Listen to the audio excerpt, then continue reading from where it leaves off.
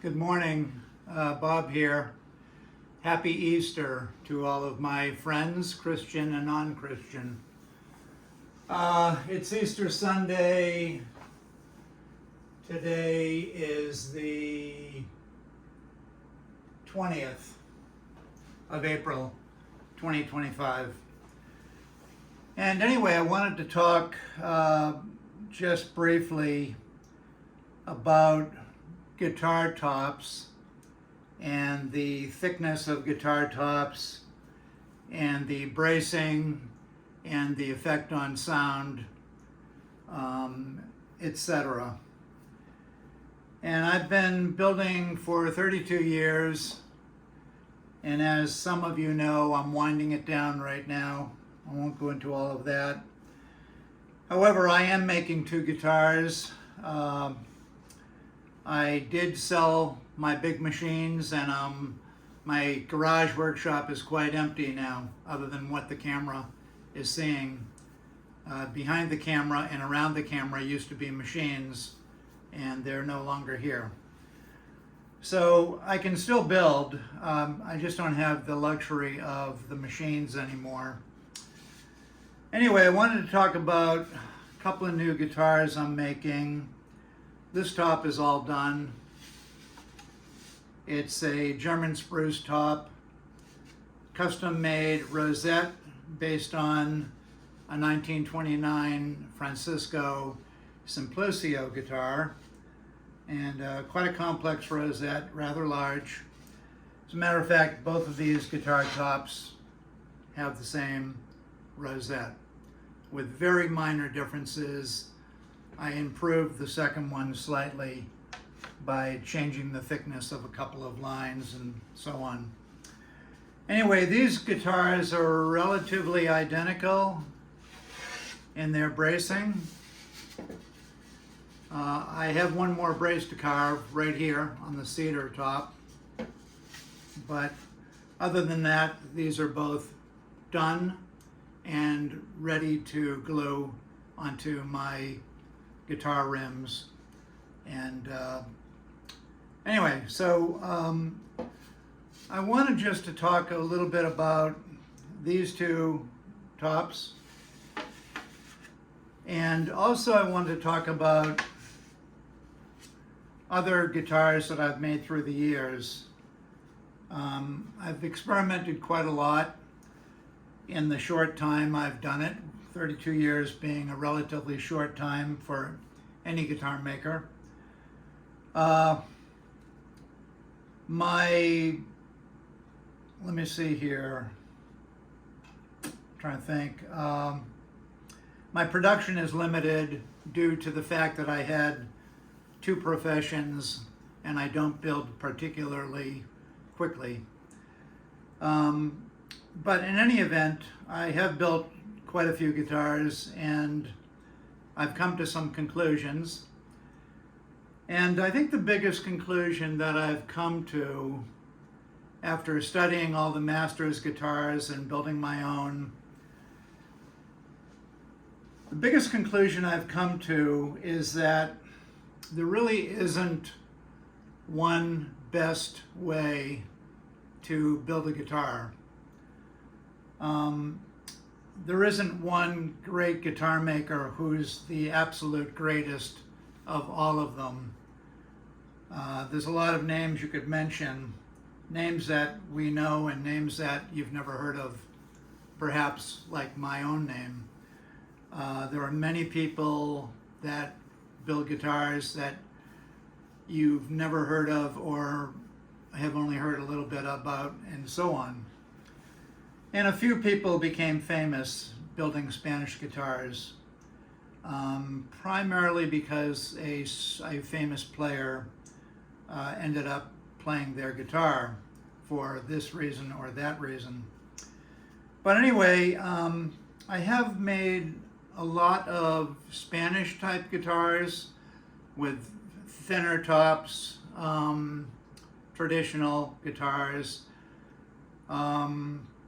I've used various types of bracing, from Torres to deviations of Torres, to Friedrich, to a grid bracing that I developed myself,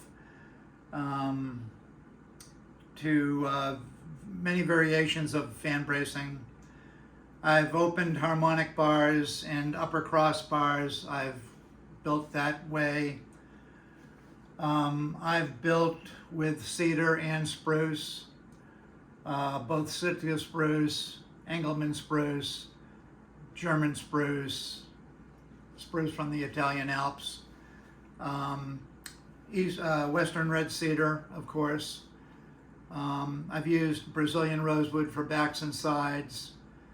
I've used Indian rosewood, of course, and many other different species, maple, cypress. I love cypress guitars. I've built thin guitars, lightweight guitars. I've built heavy guitars.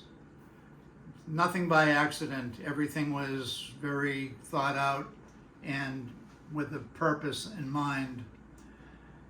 And I've built some very heavy guitars that had incredible projection.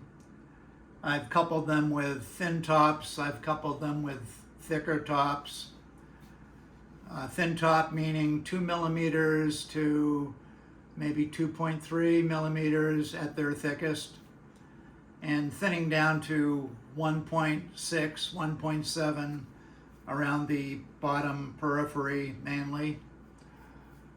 I've built a lot of guitars that are a little bit thicker in the 2.5 to 2.8 millimeter range. Once again, thinning down to maybe 2 millimeters around the edges. And I've also built thicker tops, which these two here. And they were a real eye-opener, the ones that I've built.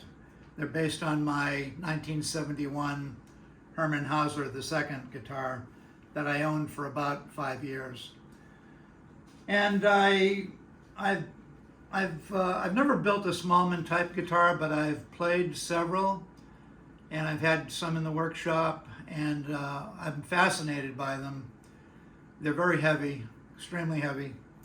They're probably the heaviest guitars I've ever played or examined. And they're coupled with a very thin top and lattice bracing, etc. Very rigid sound box with the plywood rim inside. And if you make guitars, you know what I'm talking about. They're extraordinary instruments, but didn't particularly like the sound a lot, but I was fascinated by the projection and the weight and the sustain. Incredible.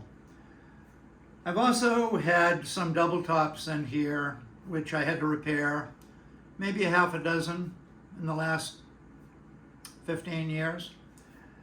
And I don't really like them that much, but they are magical sounding.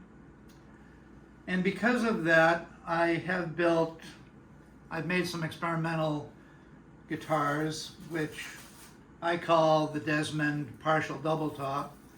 And I use Nomex, like, everybody else has used.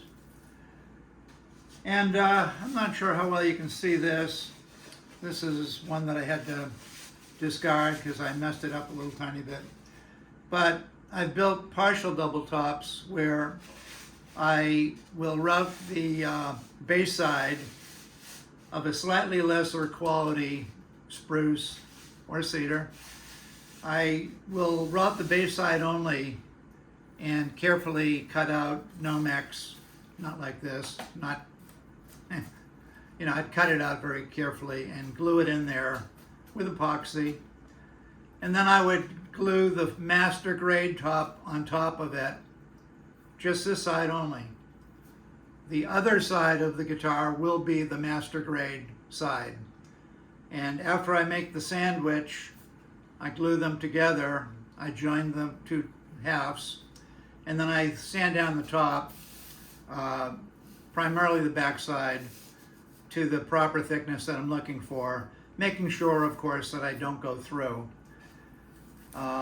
And after the Nomex is in, I put this through the drum sander and, you know, get it down to the thickness I want, glue the master top on. Anyway, in a nutshell, that's how I did it. I've made trying to think, maybe 3 or 4 of those, and they're all very successful. They've all been successful and they've told me something. I particularly like the cedar, the 2 that I made in cedar, but there is definitely something there. It's a double top. It's got some of the double top qualities without the bad stuff. And, you know, it would take me another 10 or 15 or 20 years of experimentation to really nail it. I started building guitars when I was about 38. I was working for Walt Disney World as a marketing photographer, and I didn't have much time, but on the weekends I decided to start making a guitar, and I got the bug and fell in love with it. And I followed that path for quite a long time. I did learn from a great maker, a couple of them, and I'm indebted to them. But inevitably I had to learn on my own. I had to make guitars to learn. And so, you know, I'm not giving you this information as some rank beginner. I think if I built another 20 or 30 years, I probably would learn a lot more. But based on the time that I have been building and the guitars that I've studied and the ones I've made and so on, I do have some information to share, which is, I think, legitimate. And you can take it or leave it. I'm not offended. There's always some haters out there. So anyway, so with that in mind, I have 12 Desmonds in stock right now. They go back about 10 years, and I've kept several of them that I've made. And I've got 12 at the moment, and they represent all of the things that I just talked about. Thin top guitars with very lightweight, thin top, thin sides, you know, medium back. I've made super heavy duty guitars. I've got some here. And I've made some partial double tops, as I demonstrated a little bit here. So I'm basing this little chat on some experience. And yes, I don't have as much experience as some builders, no question. But I'm fixing to get out of this. There's really no future in making classical guitars. And I'm sorry if I offended anybody, but this is the conclusion that I've come to, and I'll stand by it. And but it has been a fun and wild ride. And so getting back to what I'm doing now, I just wanted to talk a short amount about these, which might be my last 2 guitars. I want to talk about this spruce top, which is quite heavy. It is 3.5 millimeters in the center. Let me grab my...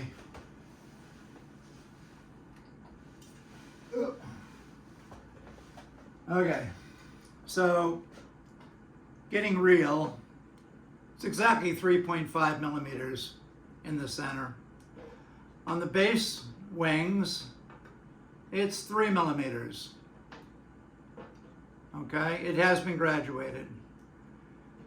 On the bottom, it's about 3.2. On the treble side, just over 3 millimeters. And the top is about, once again, it's a little thinner. It's about 3.2 on the upper bout, and about 3.4 to 3.5 up here.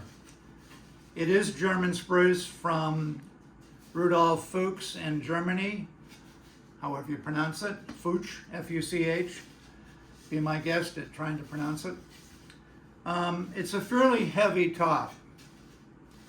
Now, whereas this top, this cedar top, and I still do have to carve this last brace, but this top is the same. It's 3.5.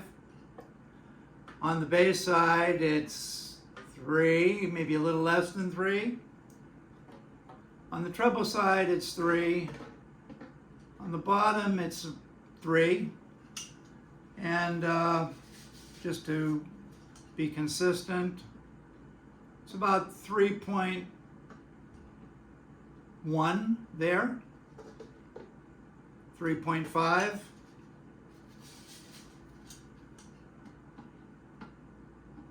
.1. So within a tenth of a millimeter of each other. This is much lighter top. This is a considerably heavier top. I don't know the grams.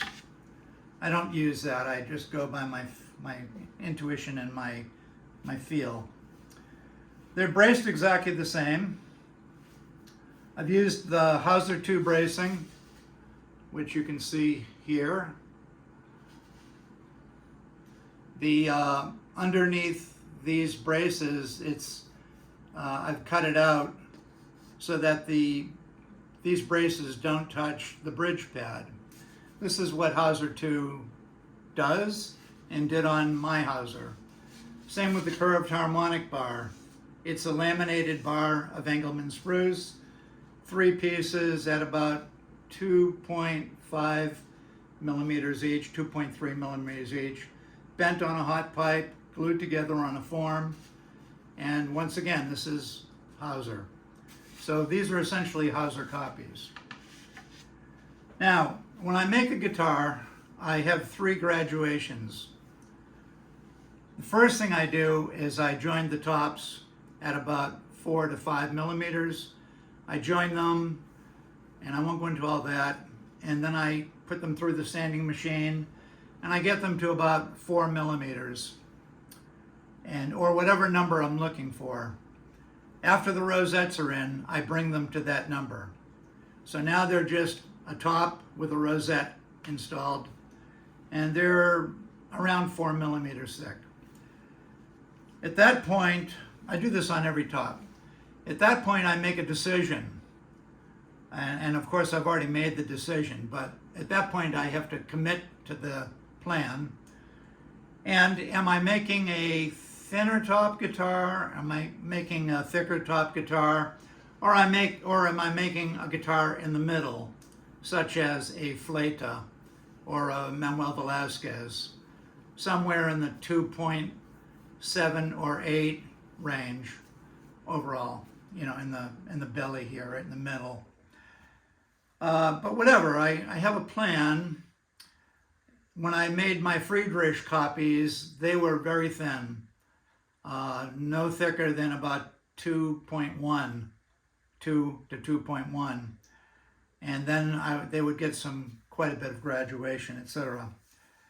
But going back to my 3 graduations, the first graduation I make when I'm starting to commit to the plan is I make my initial graduation where I'm trying to keep the center part of the top in my target range. Let's say, for instance, it's 2.8, although this is 3.5, but let's say it's 2.8. I'll go for that, and I'll get it to about that place. And I'll sand the back side, this side, all the way to 220 before I glue on the braces. At the same time I'm doing that, I am graduating the periphery 2 to 3 inches in, and I'm making that between 10 and 20% thinner than the belly.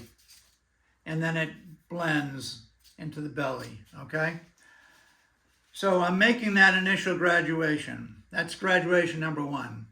I put the braces on and I get the soundboard to this point. I sign it, I number it, I date it, and then it's ready to glue onto the sides. And I build in the Spanish style with the neck connected. And I glue on my soundboards last, okay? I glue the back on before I glue on the top. All right, so my second graduation, after I glue the top on and I've got the box all closed up, the back's glued on first, top's glued on second. Now it's on and it's time to do the bindings. Okay, so what do? Well, I sand the top to 220 and I mask off the bridge and I mask off where the fingerboard is going to go. And I go in a little bit further so that I don't have a problem with, the bare wood showing after the fingerboard's glued on. I bring it in underneath. I bring the shellac. So what I'm getting at is I mask off these areas and then I completely shellac the top. I pat it on, just shellac, no alcohol, 2-pound cut, and I put it on quickly. I don't mess around. You don't ever want to put it on like going around, or you don't ever want to stop. Once you start putting it on, do not stop. Keep going, because if you stop, you will get a line, and you'll almost never get that line out, especially on rosewood. But anyway, I shellac the tops, and that protects it against masking tape, etc. It seals it, and it gives it a lot of strength against tape. After I do that, I usually put the back bindings in first, and then when I get to the top bindings, my second graduation is made. So I've shellacked the top, and before I shellac the top, I make my second graduation, and that's primarily around the edges. I take it down about another 1/10 of a millimeter, okay? So before I put on the wash coat of shellac, I will take that 2 to 3 inch band, starting about the upper bout, going around. I will sand that and scrape and sand until I get an intuition of a little bit more give on the soundboard by pressing it primarily, tapping it of course, but pressing it, feeling how it works, how it gives. I don't go too thin, but I definitely take off between 10 and 20% more once the top is glued on. Then I put on the wash coat of shellac, okay? And next step after that's done is I put the bindings on, and once the bindings are all done, then I do my third graduation, and my third and final graduation, which is further, I sand the shellac off, okay? And I do work the perimeter more than the middle. I am continuing to release the soundboard a little bit by sanding the periphery, maybe 10%, okay? So that's the third graduation. I'll take that to 320, ending up going with the grain.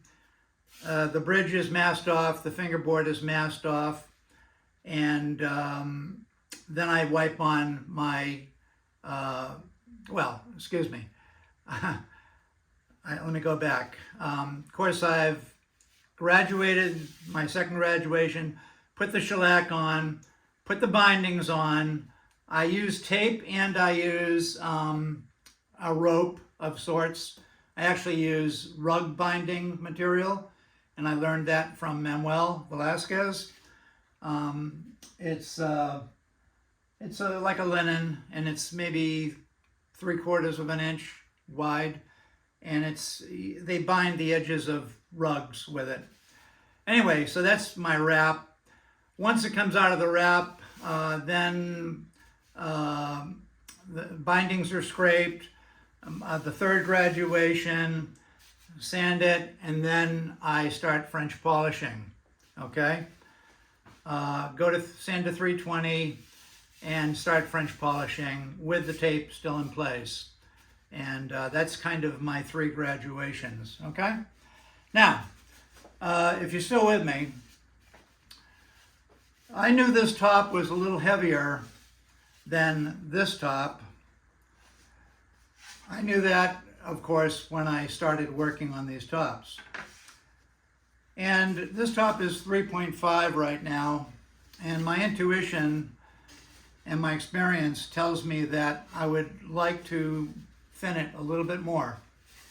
So in a case like this, I will try to remove probably 1 to 2/10 of a millimeter to thin the lower bout down just a little bit more, so that this particular top ends up at around 3.3, let's say.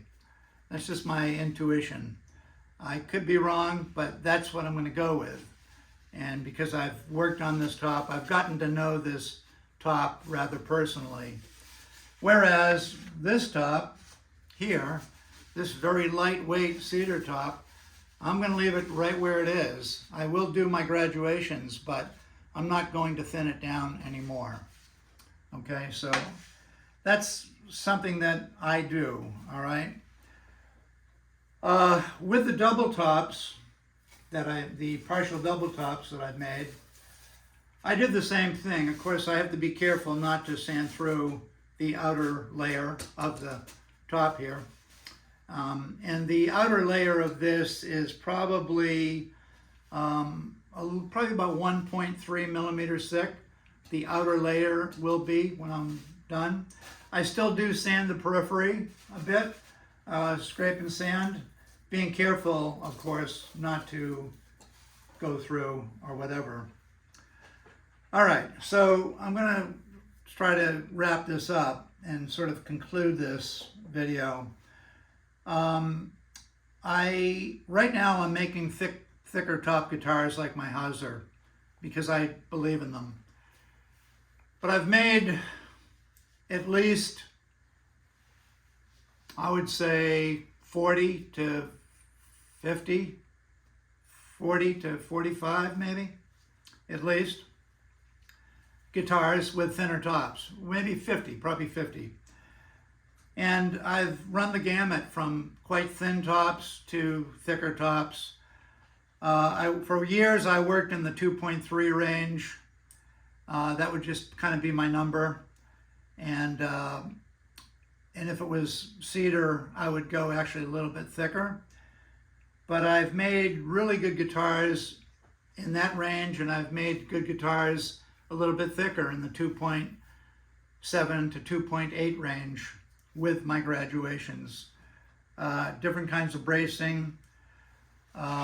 Sometimes I open up the bars. Sometimes I use, like Torres, these 2 braces here. I've made a lot of guitars with grid bracing. I probably have some photos of that if I went through a pile back there.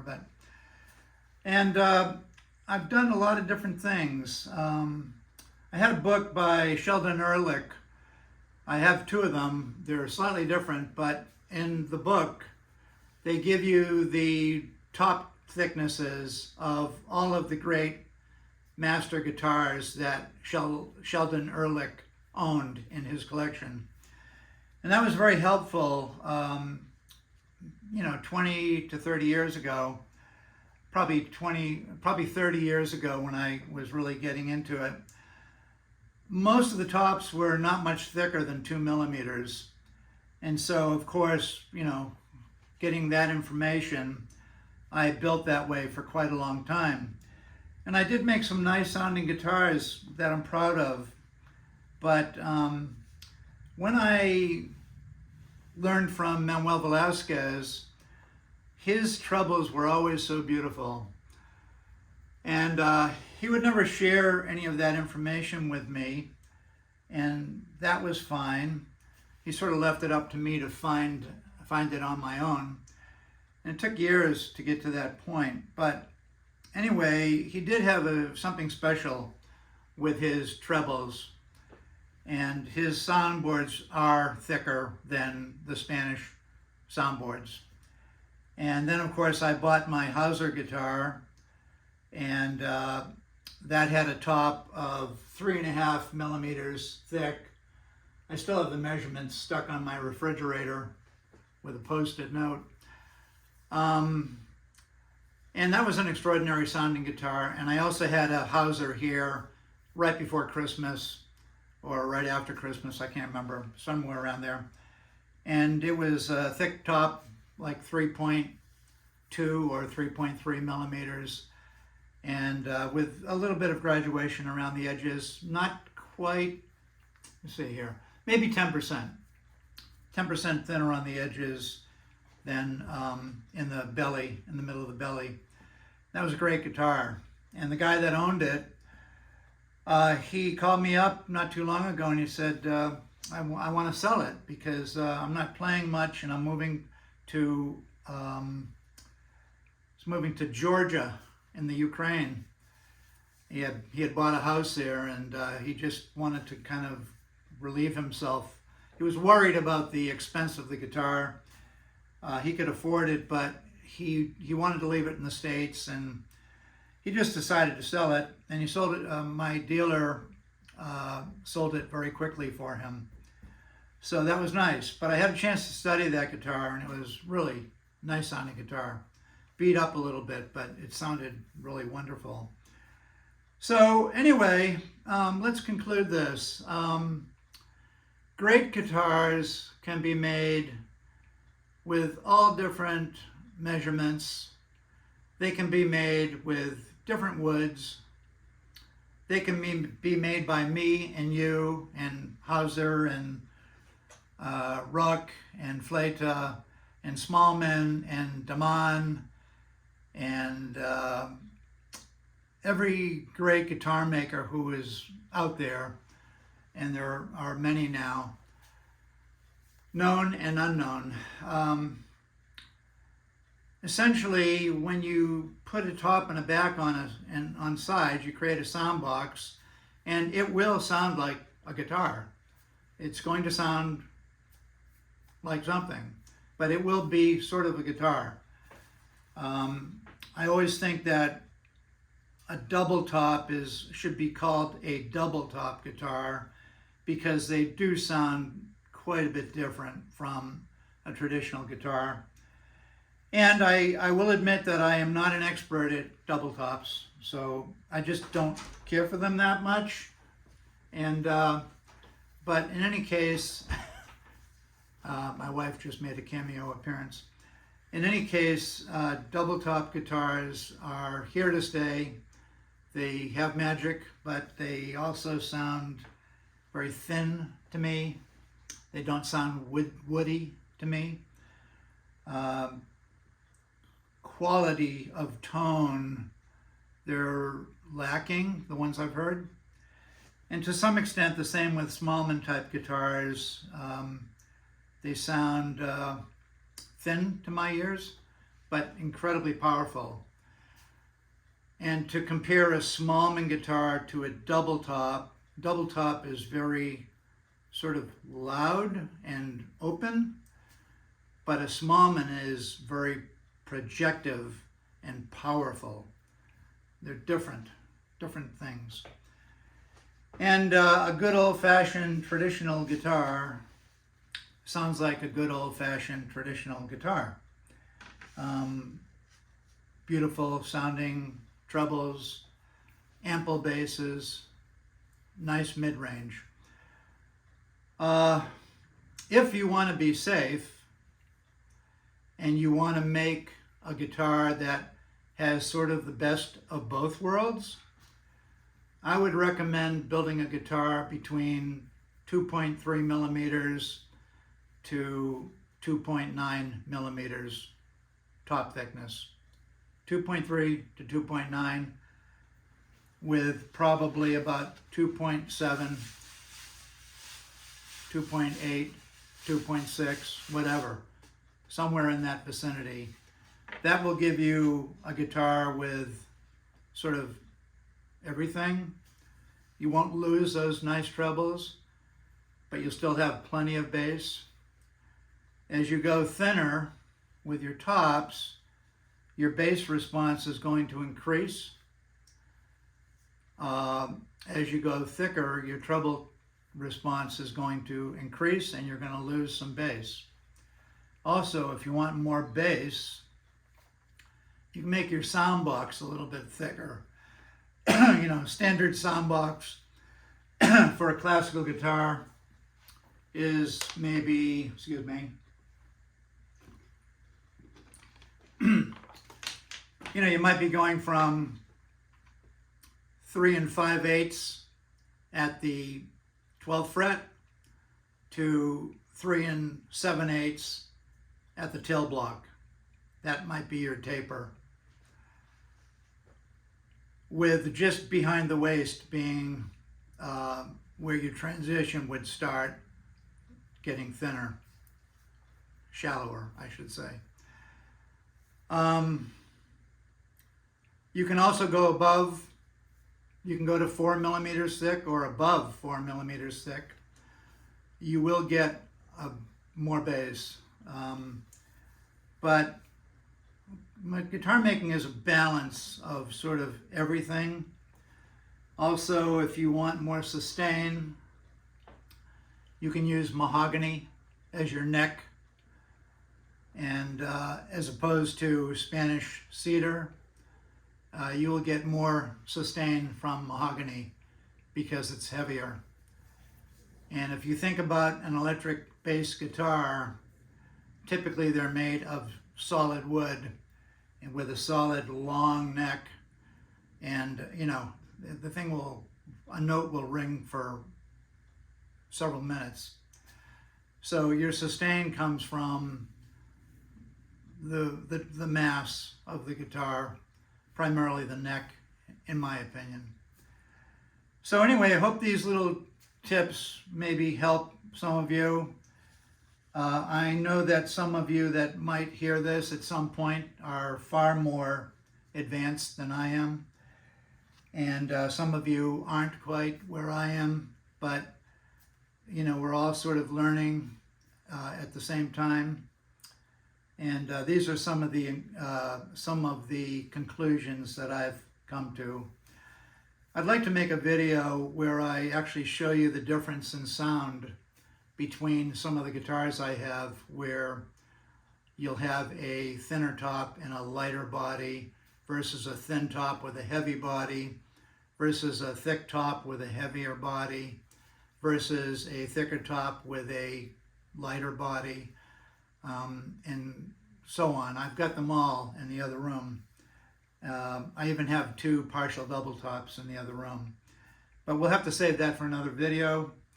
I wish you all a happy Easter, and blessings to you all and to your families, and praying for peace in our world today.